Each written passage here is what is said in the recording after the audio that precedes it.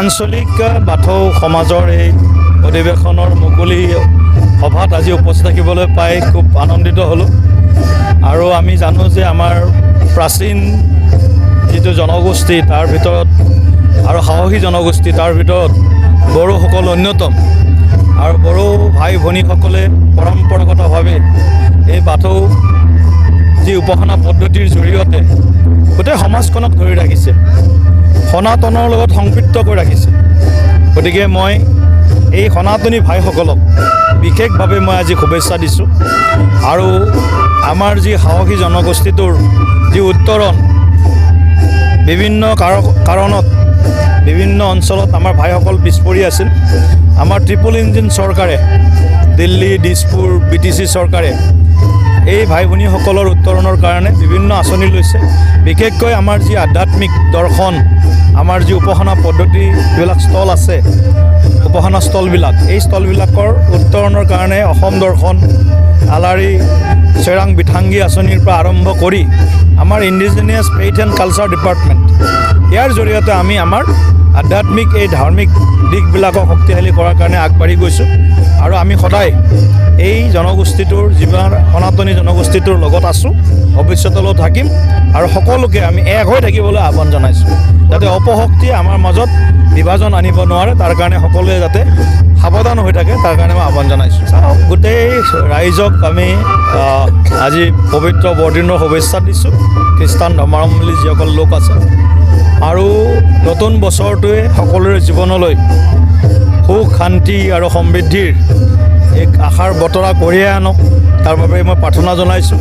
আৰু সকলোকে ইংৰাজী নতুন বছৰ 2024ৰ বাবে শুভেচ্ছা দিছোঁ।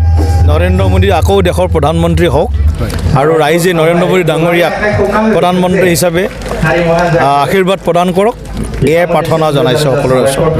মোদী চৰকাৰৰ যি মানে কাম কাজ সেই লৈ ৰাইজে সন্তুষ্ট বুলি কৈ আছে।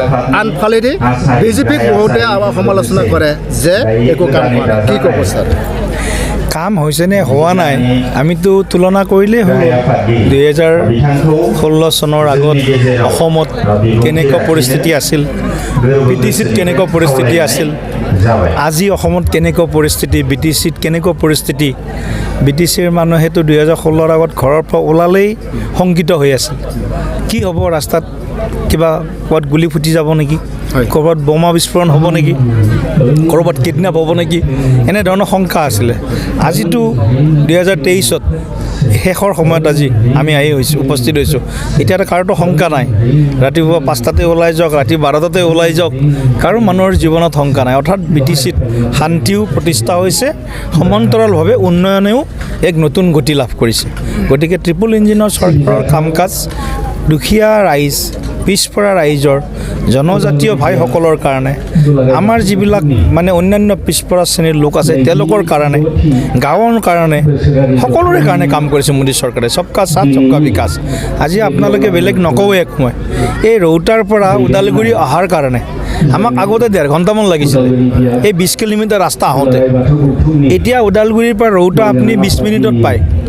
ইমান ধুনীয়া ডাবল লেন ৰাস্তা এই BJP চৰকাৰৰ দিনত BTCত প্ৰমোদ বড়ো ডাঙৰীয়াৰ দিনত নেতৃত্বত আমি এনেধৰণৰ কামবিলাক কৰিছোঁ।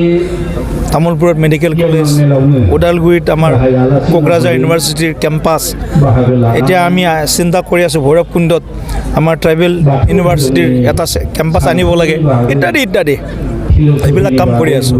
মহিলাসকল আজি বেম্বো মিছনৰ পৰা আৰম্ভ কৰি, হেণ্ডলুম মিছনৰ পৰা আৰম্ভ কৰি আমাৰ যিমান ধ্বজাবাহী আঁচনি তিনিওখন চৰকাৰে এই BTC অঞ্চলৰ ৰাইজৰ কাৰণে লৈছে। মই ভাবোঁ পূৰ্বতকৈ BTCবাসী ৰাইজ সুৰক্ষিত হৈ আছে, শান্তিত আছে, আৰু উন্নয়নৰ নতুন গতিৰে এওঁলোকে এক নতুন যাত্ৰা আৰম্ভ কৰিছে। 5টা বছৰ আপোনাৰ অতিক্ৰম কৰিবলৈ গৈ আছে সাংসদ হিচাপে। সমাগত সাংসদ নিৰ্বাচন আহি আছে, ইয়াৰ সন্দৰ্ভত আপোনাৰ মতামত কি ক'ব? আমি ৰাইজৰ লগতে আছোঁ, দেখিছে আপুনি এজন সাংবাদিক হিচাপে ওদালগুৰিত কিমান আহোঁ, কেনেকৈ আহোঁ আপুনি সকলো প্ৰত্যক্ষ কৰি আছে। সমষ্টিটোত ঘূৰি থাকোঁ, ৰাইজৰ লগত আছোঁ আৰু মই ভাবোঁ যে দিলীপ শইকীয়াক চাই ভোট নিদিয়ে ৰাইজে। চৰকাৰখনৰ সামগ্ৰিকভাৱে নৰেন্দ্ৰ মোদী ডাঙৰীয়া চৰকাৰৰ যিমান কাম কাজ, জনকল্যাণমুখী যিমান আঁচনি, সেই আঁচনিবিলাকৰ যি লাভ পাইছে ৰাইজে, এই নৰেন্দ্ৰ মোদী ডাঙৰীয়াৰ কাম কাজক চাই, সৰ্বোচ্চ তেওঁ যিহেতু নেতা, গতিকে নৰেন্দ্ৰ মোদী ডাঙৰীয়াৰ কাম কাজক চাই সেই ৰাইজ মানে আগন্তুক দিনত এটা উচিত সময় উপযোগী সিদ্ধান্ত ল'ব। আকৌ আমি দৰং ওদালগুৰি লোকসভা সমষ্টিত বিজেপি NDA আমাৰ মিত্ৰজোঁটে আকৌ এবাৰ ৰাইজৰ আশীৰ্বাদত জয়লাভ কৰিব। কোকৰাঝাৰ আৰু ওদালগুৰি প্ৰাৰ্থী তালিকাৰ কিবা প্ৰাৰ্থী তালিকা এতিয়া বিজেপিততো জানেই আৰু বিজেপি এনেকুৱা এটা দল যে কোনো অনুমান কৰিব নোৱাৰে, বুজানে? কোনটোত খেলিব, কোনে খেলিব, কেতিয়া সিদ্ধান্ত হ'ব, এইবিলাক কথা সময়ত একদম উচিত সময়ত উচিত সিদ্ধান্ত, চূড়ান্ত সিদ্ধান্ত হ'ব। মিত্ৰজোঁট হিচাপে কোকৰাঝাৰটো কাৰ? চাই লওঁ, এতিয়া দুইটা দলৰ মজিয়াত আলোচনা হ'ব। মিত্ৰ NDAৰ যিহেতু অংশীদাৰ UPPL, তো আমাৰ কেন্দ্ৰীয় নেতৃত্বই গতিকে বিষয়টো খুব গুৰুত্ব সহকাৰে আলোচনা চলাই আছে, আলোচনা কৰি থাকিব। শেষত আপুনিও জানে, ময়ো জানো কি হ'ব। BPF খুব মানে চেষ্টা কৰি আছে বিজেপিৰ লগত চামিল হ'বৰ কাৰণে, কি ক'ব আপুনি এতিয়া? মোৰ চাওক, আমিতো এইটোৱে বিচাৰোঁ যে BTC স্থায়ী শান্তি আৰু উন্নয়নৰ কাৰণে BTCৰ যদি সঁচাকৈ কোনোবাই ভাল চিন্তা কৰিছে, BTCৰ ৰাইজৰ চিন্তা কৰিছে, তো এটাই বিকল্প আছে, সেইটো হ'ল NDA বিজেপি NDAৰ লগত সকলো থাকক, সকলো থাকি একলগ হৈ সকলোৱে কাম কৰক। আমি সেইটোৱে বিচাৰোঁ। বেলেগ বেলেগ হৈ কাম কৰিলে বেলেগ বেলেগৰ স্বাৰ্থত কাম কৰিব নালাগে।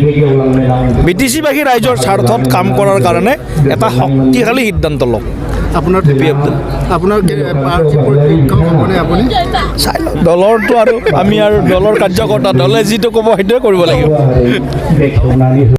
A very good message to all that at Udalguri town, a course on hotel and hospitality management in the name of Northeast Institute for Hotel and Hospitality Management, NEIHHM, affiliated under Simanta Sankardev University, is introducing 1-year certificate course and 2-year diploma course in hotel and hospitality management.